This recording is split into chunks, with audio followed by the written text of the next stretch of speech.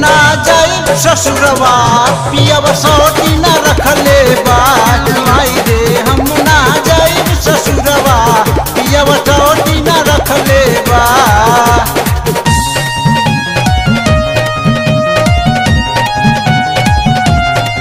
भोजपुरिया recording studio Malhan park road Kunwarpura Gorakhpur.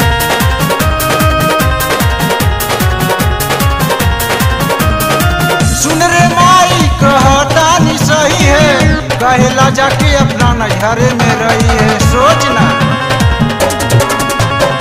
सुन रे माई कहतानी सही है कहेला जाके अपना नैहरे में रही है। ना जान का घाटे के पानी उठ चखले बा कि माई रे हम नहा जाई ससुरवा पियवा सौती न रखले बा। माई रे हम नहा जाई ससुरवा पियवा सौती न रखले बा।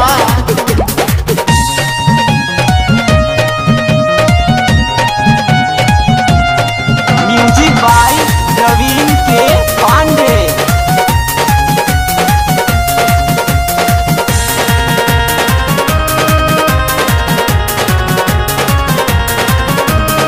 रोज बैठ के घरे में देख के ओकर खेला रे।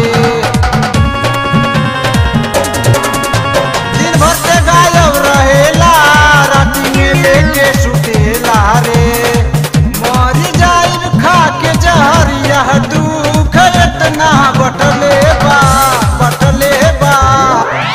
माई रे हम नहा जाइब ससुरवा पियवा सौती न रखले बा। माई रे हम नहा जाइब ससुरवा पियवा सौती न रखले बा।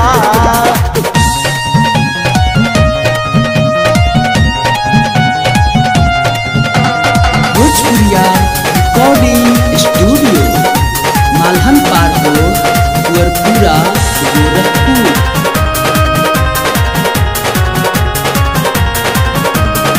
राइटर भी की बाबू जरा के राख देला जियरवा रे। उनसे निकट रहे हमर माही सिंह यरवा रे। लेके भाग जाइब कहियो दिमाग के हमरो हटले बा। माई रे हम ना जाइब ससुरवा पियवा सौती न रखले बा। कि माई रे हम ना जाइब ससुरवा पियवा सौती न रखले बा। भोजपुरिया recording studio Malhan park road Kunwarpura Gorakhpur.